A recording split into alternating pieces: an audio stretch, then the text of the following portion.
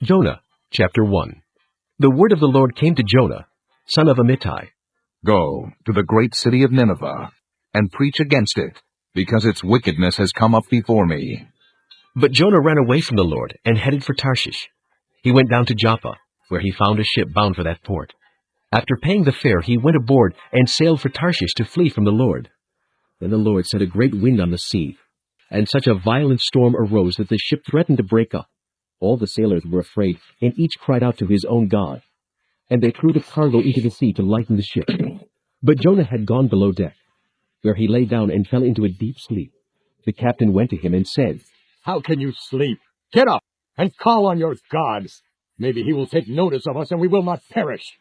Then the sailors said to each other, "Come, let us cast lots to find out who is responsible for this calamity."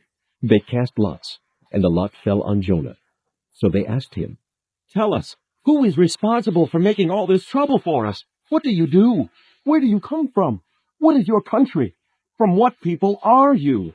He answered, "I am a Hebrew, and I worship the Lord, the God of heaven, who made the sea and the land." This terrified them, and they asked, "What have you done?" They knew he was running away from the Lord because he had already told them so. The sea was getting rougher and rougher. So they asked him, "What should we do to you to make the sea calm down for us?" "Pick me up and throw me into the sea," he replied, "and it will become calm. I know that it is my fault that this great storm has come upon you." Instead, the men did their best to row back to land, but they could not, for the sea grew even wilder than before. Then they cried to the Lord, "O Lord, please do not let us die for taking this man's life. Do not hold us accountable for killing an innocent man, for you, O Lord, have done as you please." Then they took Jonah and threw him overboard, and the raging sea grew calm.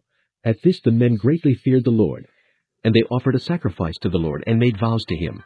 But the Lord provided a great fish to swallow Jonah, and Jonah was inside the fish 3 days and 3 nights. Chapter 2. From inside the fish, Jonah prayed to the Lord his God. He said, "In my distress I called to the Lord, and he answered me. From the depths of the grave I called for help, and you listened to my cry. You hurled me into the deep, into the very heart of the seas, and the currents swirled about me. All your waves and breakers swept over me. I said, I have been banished from your sight.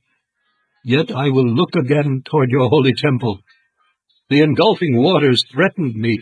The deep surrounded me. Seaweed was wrapped around my head. To the roots of the mountains I sank down. The earth beneath barred me in forever. But you brought my life up from the pit, O Lord my God. When my life was ebbing away, I remembered you, Lord, and my prayer rose to you, to your holy temple. Those who cling to worthless idols forfeit the grace that could be theirs, but I, with a song of thanksgiving, will sacrifice to you. What I have vowed I will make good. Salvation comes from the Lord." And the Lord commanded the fish, and it vomited Jonah onto dry land. Chapter 3. Then the word of the Lord came to Jonah a second time. Go to the great city of Nineveh, and proclaim to it the message I give you. Jonah obeyed the word of the Lord and went to Nineveh. Now Nineveh was a very important city. A visit required 3 days.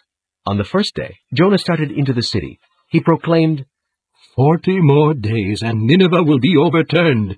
The Ninevites believed God. They declared a fast, and all of them, from the greatest to the least, put on sackcloth. When the news reached the king of Nineveh, he rose from his throne, took off his royal robes, covered himself with sackcloth, and sat down in the dust. Then he issued a proclamation in Nineveh. By the decree of the king and his nobles, do not let any man or beast, herd or flock taste anything. Do not let them eat or drink. But let man and beast be covered with sackcloth. Let everyone call urgently on God. Let them give up their evil ways and their violence. Who knows? God may yet relent and with compassion burn from his fierce anger so that we will not perish. When God saw what they did and how they turned from their evil ways, he had compassion and did not bring upon them the destruction he had threatened. Chapter 4. But Jonah was greatly displeased and became angry. He prayed to the Lord, "Oh, Lord, is this not what I said when I was still at home? That is why I was so quick to flee to Tarshish.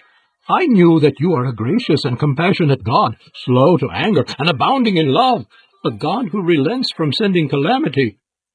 Now, O Lord, take away my life, for it is better for me to die than to live. But the Lord replied, Have you any right to be angry? Jonah went out and sat down at a place east of the city. There he made himself a shelter, sat in its shade, and waited to see what would happen to the city. Then the Lord God provided a vine, and made it grow up over Jonah, to give shade for his head, to ease his discomfort. And Jonah was very happy about the vine. But at dawn the next day, God provided a worm, which chewed the vine so that it withered. When the sun rose, God provided a scorching east wind, and the sun blazed on Jonah's head so that he grew faint. He wanted to die, and said, It would be better for me to die than to live. But God said to Jonah, Do you have a right to be angry about the vine? I do. He said.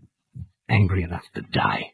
But the Lord said, You have been concerned about this vine, though you did not tend it or make it grow. It sprang up overnight, and died overnight. But Nineveh has more than 120,000 people, who cannot tell their right hand from their left, and many cattle as well. Should I not be concerned about that great city?